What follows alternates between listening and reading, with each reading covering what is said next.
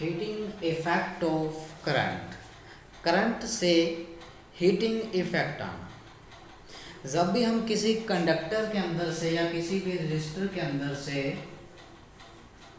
Current pass करते हैं, current pass करते हैं तो रेजिस्टेंस के कारण जो कोलिजन होता है, अंदर जो इलेक्ट्रॉन जब चलते हैं वो मेटल के साथ जब टकराते हैं तो जब वो कोलिजन होता है, उस कोलिजन से क्या प्रोड्यूस होती है? हीट प्रोड्यूस होती है। उस कोलिजन से क्या प्रोड्यूस होती है? हीट। और that heat is called the heating effect of electric current. ठीक है, तो करंट पास किया तो उसमें जो हीट आई उसी को कहा गया है heating effect of electric current. और इसका फॉर्मूला आप 10th क्लास में भी करते हैं, कितना होता है? H is equal to I square R T. Current जितना ज़्यादा होगा उतना ज़्यादा कोलिजन होगा, उतना ज़्यादा कोलिजन क्यों होगा उतना ज़्यादा? क्योंकि अगर जब चलेंगे तो करंट ज़्यादा होने का मतलब है लार्ज नंबर के अंदर जा रहे हैं, तो लार्ज नंबर के अंदर चार्जेस जब जाएंगे तो कोलिजन उतना ज़्यादा होगा। अगर उतना ज़्यादा होगा तो हीटिंग उतनी ज़्यादा आएगी। रेजिस्टेंस इतना ज़्यादा होगा, रेजिस्टेंस का मतलब ही ये होता है कोलिजन। तो रेजिस्टेंस इतना ज़्यादा होगा उतना ज़्यादा कोलिजन होगा, उतना ज़्यादा जब कोलिजन होगा तो हीटिंग इफेक्ट उतना ज़्यादा आएगा। ठीक है जी, तो ये फॉर्मूला हो गया। अगर आप ओम्स लॉ का यूज़ करें तो नेक्स्ट फॉर्मूला ये भी बन जाता है, अगर आप आई को वी बाई आर पुट कर दो तो एक आर से एक आर कट जाएगा, वी स्क्वायर बाई आर रह जाएगा। तो ये है heating effect of electric current. Next topic is electric power.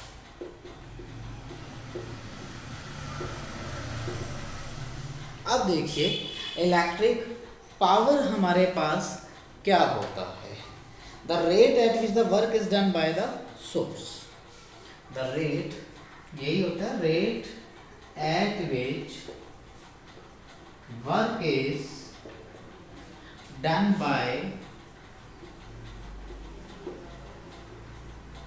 Source. ये सोर्स जो है, जो जिससे भी हम वर्क ले रहे हैं उसने कितना वर्क किया, दैट इज पावर। ठीक है जी, पावर वर्क अपॉन में क्या होता है? टाइम। कम टाइम के अंदर ज़्यादा वर्क लेते हैं तो पावर ज़्यादा होगी, अगर टाइम ज़्यादा लगता है या वर्क कम लेते हैं तो पावर कम होगी। क्लियर? अच्छा जी, पावर वर्क किसके इक्वल होता है? पोटेंशियल का फॉर्मूला क्या होता है? पोटेंशियल का फॉर्मूला क्या होता है? वर्क अपॉन में चार्ज।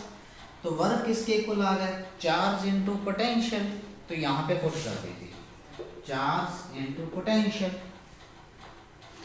चार्ज बाय टाइम किसके इक्वल होता है? चार्ज बाय टाइम किसके इक्वल होता है? करंट के। तो V इंटू क्या आ गया? I आ गया। किसके इक्वल आ गया? V इंटू आई के। यस। अब देखिए हमारे पास यहीं से ये V और I की फॉर्म में है, अगर यहाँ पे I इंटू आर पुट कर दो तो I और R की फॉर्म में चला जाएगा। I इंटू आर पुट कर दिया इंटू I, तो ये क्या आ गया? I स्केयर इंटू आर आ गया, I स्केयर इंटू आर आ गया। अगर आप इसी को I खत्म करके V बाई आर पुट कर दो बाय द ओम्स लॉ तो V और R की फॉर्म में आ जाएगा। पावर अलग अलग फॉर्म्स में आ रही है। तो देखिए जी, नेक्स्ट I की जगह हमने पुट कर दिया V बाई आर, तो ये क्या आ गया? V square by R. तो पावर का फॉर्मूला क्या आ गया? V square by R. Power का फॉर्मूला क्या आ गया? I square into R. और एक पावर का फॉर्मूला क्या आ गया? V into I. Okay, now electrical energy क्या होती है? Electrical energy, electrical energy, energy means work. तो इलेक्ट्रिकल एनर्जी कौन सी एनर्जी होगी? देखिए बड़े ध्यान से, इलेक्ट्रिकल एनर्जी, यस, ये जो वर्क किया जाता है सोर्स के द्वारा, इलेक्ट्रिकल सोर्स के द्वारा, वो उसकी क्या होगी? इलेक्ट्रिकल एनर्जी होगी। तो इलेक्ट्रिकल एनर्जी क्या होगी? Power into time. Electrical energy क्या होगी? Power into time. देखिए हम अपने घर में भी कोई भी इलेक्ट्रिकल इंस्ट्रूमेंट लेके आते हैं, कोई भी अपरेटस लेके आते हैं, तो उस पर क्या लिखे थे? पावर होती है कि इतनी पावर का है, हमें इतनी पावर का चाहिए, बल्ब हमें 100 वाट का चाहिए, 200 वाट का चाहिए, ये कैसे भी है, एलईडीज आ रही हैं आजकल, 8 वोल्ट सॉरी 12 वोल्ट आ रही हैं अलग अलग। तो वो पावर का बल्ब कितने टाइम के लिए चलाओगे, ज़्यादा वाट का बल्ब, ज़्यादा पावर का बल्ब ज़्यादा टाइम के लिए जलाओगे तो उसके अकॉर्डिंग उसके क्या करने पड़ेगा, हमने उससे वर्क लिया उसके अकॉर्डिंग हमें उसका क्या देना पड़ेंगे, पेमेंट करनी पड़ेगी उसकी। तो ये जो है जितना हम वर्क लेते हैं कितने वॉट की चीज़ कितने टाइम के लिए चलाते हैं तो उससे उतना वर्क ले रहे हैं, उस वर्क के हम अपनी क्या करते हैं बिल, बिजली का जो बिल आता है उसको हम पे करते हैं, ये वही चीज़ है। ठीक है जी, ओके।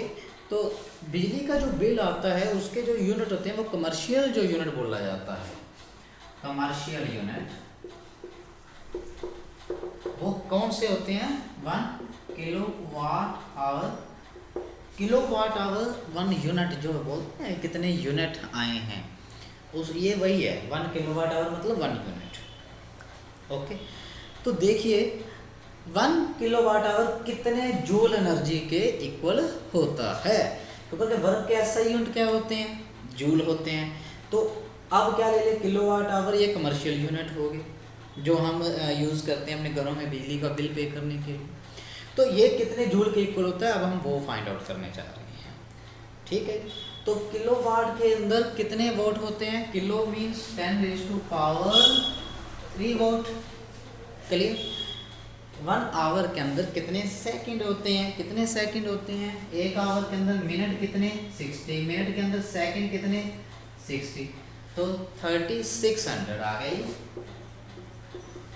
36 इंटू 10⁻², ये कितना आ गया 36 इंटू 10⁻⁵, 2 + 3 5, पावर बेस सेम तो पावर्स क्या हो जाती हैं, ऐड हो जाती हैं, क्लियर। तो अब देखिए 3.6 इंटू 10⁻⁶ जूल, मैंने क्या कर दी यहाँ पे पॉइंट लिया है, पावर को इंक्रीज कर दिया, एक ही बात है ये। तो लर्न ऐसे ही किया जाता है, 1 किलोवाट आवर 3.6 इंटू 10⁻⁶ जूल के इक्वल होता है। ठीक है जी, तो 1 यूनिट 3.6 इंटू 10⁻⁶ जूल के इक्वल होता है। अब हम निकालेंगे पावर ऑफ बल्ब के ऊपर ही न्यूमेरिकल आते हैं, +2 के अंदर वही टॉपिक इम्पोर्टेंट है, तो हम उसको स्टार्ट करते हैं पावर ऑफ, यस। तो देखिए जी पावर ऑफ बल्ब, पावर के फॉर्मूले हमारे पास ये हैं, सीरीज के अंदर करंट सेम रहता है, सीरीज के अंदर करंट सेम रहता है, तो सीरीज में तो क्या होता है, power is proportional to R, जिसका रेजिस्टेंस ज़्यादा होगा सीरीज में लगा है तो वो ज़्यादा ग्लो करेगा। ओके, पैरेलल के अंदर पोटेंशियल कांस्टेंट होता है, पैरेलल के अंदर पोटेंशियल कांस्टेंट होता है, तो power is inversely proportional to R, constant को हटा के हमने क्या लगा दिया, प्रोपोर्शनैलिटी लगा दिया। तो पैरेलल के लिए ये आ गया, सीरीज के लिए ये आ गया, सीरीज में रेजिस्टेंस जिस बल्ब का ज़्यादा होगा, ठीक है, उसकी पावर ज़्यादा होगी, और पैरेलल के अंदर जिसका रेजिस्टेंस कम होगा वो ज़्यादा ग्लो करेगा, उसकी पावर ज़्यादा होगी। अब आते हैं, जब हम कोई भी चीज़ electrical instrument, electrical apparatus market से लेते हैं तो उसके ऊपर 2 चीज़ें ही मेंशन होती हैं, एक तो पावर और एक वोल्ट। तो पावर और वोल्ट है तो हम उसका कैसे पता लगाएंगे कि उस अपरेटस का रेजिस्टेंस कितना है, कैसे पता लगाएंगे, उसमें से कितना करंट जाएगा, ये कैसे पता लगाएंगे। तो ये पता लगाने के लिए हमारे पास फॉर्मूले हैं, जैसे सपोज करते हैं ये एक बल्ब है, हमारे पास 100 वोल्ट का है और 200 वोल्ट पे इसकी वोल्टेज पे है, चलता 200 वोल्ट पे, ये 100 वोल्ट की कंप्लीट लाइट देता है। तो बड़े ध्यान से देखिएगा, ये पावर दिया हुआ है, ये पोटेंशियल दिया हुआ है, तो इसका जो डिज़ाइन है ये दे दिया है, इसके ऊपर लिखा रहता है, लेकिन इसका रेजिस्टेंस कितना है ये हम एक ही फॉर्मूले से निकालेंगे, और अदर फॉर्मूले मत यूज़ करना। आर मीन्स रेजिस्टेंस कैसे निकालेगा, आर इधर चला गया, पी नीचे आ गया, वी स्केयर बाय पी। ये हमें पता लग जाएगा कि इसका बल्ब का रेजिस्टेंस कितना है, पता लगा सकते हैं। जो हमने ये जो डिजाइन किया गया इस रेजिस्टेंस को बोलते हैं रेटेड रेजिस्टेंस। क्या बोलते हैं? Rated resistance. ठीक है जी, यस ओके। नाउ अगर मुझे करंट का पता लगाना है तो करंट का पता कैसे लगा सकते हैं? पावर और वोल्टेज दिया हुआ है तो पी वाई में भी, इसको बोलते हैं रेटेड करंट। ठीक है जी, ओके। तो ये तो हो गया रेटेड रेजिस्टेंस की जरूरत हमें पड़ेगी मोस्टली। तो रेटेड रेजिस्टेंस निकाल लेंगे तो हमें बल्ब के रेजिस्टेंस पता लग जाएंगे। फिर आएंगे वो सीरीज में लगेंगे पैरेलल में लगेंगे। अगर सीरीज में लगे हुए तो जिसका ज़्यादा रेजिस्टेंस होगा उसकी पावर ज़्यादा होगी। अगर पैरेलल में लगे हैं तो जिसका कम रेजिस्टेंस होगा उसकी पावर ज़्यादा होगी। ये फॉर्मूले उसके बाद यूज़ करने हैं, कब? रेटेड रेजिस्टेंस निकालने के बाद। और रेटेड रेजिस्टेंस कैसे निकलेगा? वो ऐसे ही निकलेगा कि फॉर्मूले से वी स्केयर बाय पी करने से। क्लियर? जैसे आपको एग्जांपल एक और देता हूँ। जैसे ये दो बल्ब हैं, एक 60 वोल्ट का है 200 वोल्ट और एक 100 वोल्ट का है 200 वोल्ट। ठीक है जी। अब देखिए रेटेड रेजिस्टेंस निकाल लो। यहाँ से देखो पावर जिसकी कम उसका रेटेड रेजिस्टेंस ज़्यादा, क्योंकि वोल्ट तो दोनों का सेम है 200। तो जिसकी पावर कम रेजिस्टेंस ज़्यादा। क्लियर? दैट मीन्स पावर किसकी कम है? 60 वोल्ट, तो इसका रेजिस्टेंस क्या है? ज़्यादा होगा। ये रेजिस्टेंस, इसका रेजिस्टेंस इससे ज़्यादा होगा। सीरीज में लगे हैं तो सीरीज में लगे हैं तो रेजिस्टेंस जिसका ज़्यादा हो ज़्यादा ग्लो करेगा। तो 60 वाट वाला 100 वाट वाले से भी ज़्यादा ग्लो करेगा अगर सीरीज में लगे हैं तो। अगर यही दोनों पैरेलल में लगे रहते, अगर दोनों पैरेलल में लगे रहते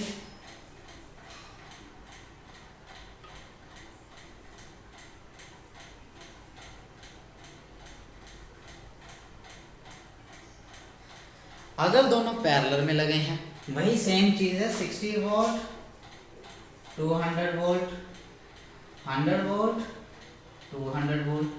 यस, रेटेड रेजिस्टेंस तो इससे निकलेगा और तो कोई मेथड है ही नहीं, वो इससे निकल जाएगा। तो किसका रेजिस्टेंस ज़्यादा होगा?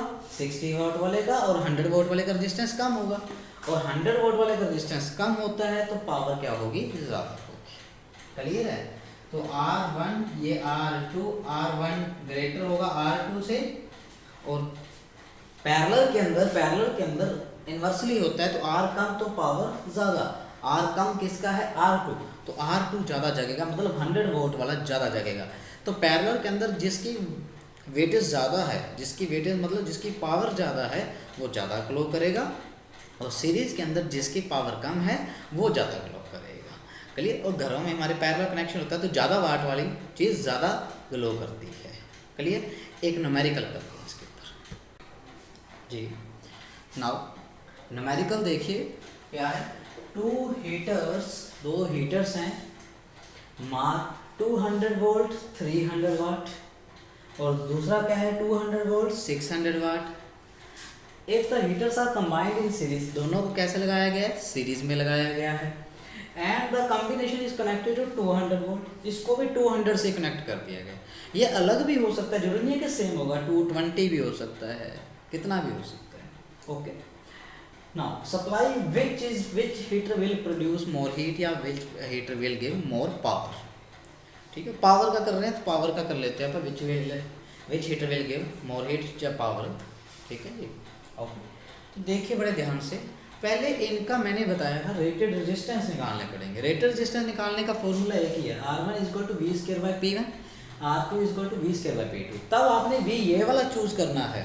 जब आप रेटेड निकाल लोगे तो जो गिवन है इस मटेरियल का, इस हीटर का, वो चूज करना, ना कि ये। अगर यहाँ पे 220 दिया होता तो आपने 220 नहीं लगाना। मैं 220 कर लेता हूँ ताकि आपको डिफरेंसेस पता लगते रहे। ठीक, तो यहाँ पे आपने क्या करना है, ये 200 ही लेना है, 200/300, ऐसे ही 200/600 ये आ गया। अब आपको पता है मुझे पावर निकालनी है, पावर का फॉर्मूला सीरीज के अंदर क्या होता है, I square R1 I square R2। Current तो सेम जाएगा, लेकिन करंट निकाल ले तो सही पहले। अब करंट कैसे निकलेगा, बड़े ध्यान से देखिएगा। R1 प्लस R2 कंबाइन कर लीजिए, R1 plus R2 total resistance निकाल लीजिए, क्लियर, ओके। तो 400/3 200/3, तो ये आ गया हमारे पास 200 ओम आ गया ना। तो करंट कैसे निकलेगा, करंट V बाय में R। अब ये वाला V यूज करना है, ना कि ये वाला, बड़े ध्यान से, V बाय में R, क्लियर। अब V कौन सा यूज करना है, ये वाला, ना कि ये वाला, क्योंकि इसका R आ गया। अब ये करंट चलाएगा, ऐसे चलेगा करंट तो ना, इसका V के कारण चलेगा। तो V न्यूमेरिकल में 200 है, कैलकुलेशन इजी हो जाएगी, 220 ले लिया तो मुश्किल हो जाएगी। ये सिर्फ आपको बताने के लिए बताया था कि यहाँ पे जो लेना है ये 200 ये वाला लेना है, लेकिन अब जो यहाँ पे V लेना है वो ये वाला लेना है, ये वाला नहीं लेना। ध्यान रखें, कैलकुलेशन इजी रहे तो मैंने फिर से 200 कर लिया। तो 200 बाय में R 200, 1 एम्पियर आ गया। देखो कैलकुलेशन इजी होगी, 1 एम्पियर आगे 1 चलेगा, नहीं तो 220 टिपिकल हो जाता था। ओके ना, अब क्या हो गया, आई पता लग गया मुझे कितना जा रहा है, 1 एम्पियर जा रहा है, 1 एम्पियर जा रहा है इधर से ऐसे। तो आई स्केयर R1 यहाँ की पावर आ जाएगी, आई स्केयर R2 यहाँ की पावर आ जाएगी, बस हो गया न्यूमेरिकल। तो power of first bulb dash इसलिए लगाया क्योंकि P1 यहाँ भी यूज हो गए हैं। तो P1 डैश कितना आ गया, आई स्केयर R1। तो आई स्केयर 1 का स्केयर R1 कितना है, ये 400/3। और P2 डैश कितना आ गया, आई स्केयर R2 1 का स्केयर R2 कितना आ गया हमारे पास, ये रहा 200/3। तो पावर किसकी ज़्यादा है, फर्स्ट की ज़्यादा है, 400/3 आंसर आ रहा है, और इसका 200/3 आ रहा है। तो 400 200 से बड़ा है तो पावर इसकी ज़्यादा है, तो P1 dash greater than the P2 dash, तो वो ज़्यादा हीट प्रोड्यूस करेगा, क्लियर। सपोज करो यही न्यूमेरिकल पैरेलल में होता तो कैसे करते, बहुत इंपॉर्टेंट न्यूमेरिकल्स करवा रहा हूँ आपको मैं। यही क्या होता, पैरेलल में होता,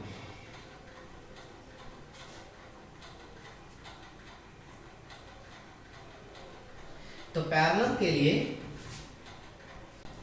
तो अब मुझे पावर निकालनी है पैरेलल में लगे। तो पहले इनका रेटेड रेजिस्टेंस सेम स्टेप 400/3, इसका रेटेड रेजिस्टेंस 200/3, रेटेड रेजिस्टेंस आ गया, ओके। अब मुझे निकालनी है इसकी पावर, इनकी पावर, ठीक है। रेटेड रेजिस्टेंस इस ये वाला 200 यूज करना है, मैं बार बार बोल रहा हूँ। अब इसकी जब पावर निकलेगी तो पैरेलल के अंदर फॉर्मूला कौन सा यूज करना है, V² बाय R वाला। कौन सा यूज करना है, V² बाय R वाला। तो देखिए V², अब V ये वाला यूज करना है इसके अंदर, तो V² बाय में R1, V², अगर यहाँ पे 220 होता तो यहाँ पे 220 करते, बट यहाँ पे 200 रखते, ये वाला, ये ध्यान से। तो 200 का स्क्वायर बाय में R1 कितना है, ये रहा 400/3, और P2 डैश कैसे निकल जाता हमारे पास, ये वाला V, ये वाला, और R2 कितना है हमारे पास 200/3, लो ये आ गया हमारे पास। 200 कॉमन है, ये 400 नीचे आएगा, ये 200, तो 200 नीचे कम वाले की पावर ज़्यादा, तो इसमें तो आएगा P2 dash greater than P1 dash, और इसमें क्या आ रहा है P1 dash greater than P2 dash, और न्यूमेरिकल वैल्यू भी साथ में आ रही है। तो इस तरह से आपने ये न्यूमेरिकल करने हैं, ओके। हीटर्स वाले, बल्ब वाले, तो यहाँ से देखेंगे कि कम जो जिसकी पावर कम होती है, जिसकी पावर कम होती है वो ज़्यादा ग्लो करता है इसके अंदर, और इसमें क्या होता है जिसकी पावर ज़्यादा होती है वो ज़्यादा ग्लो करता है। Thank you very much.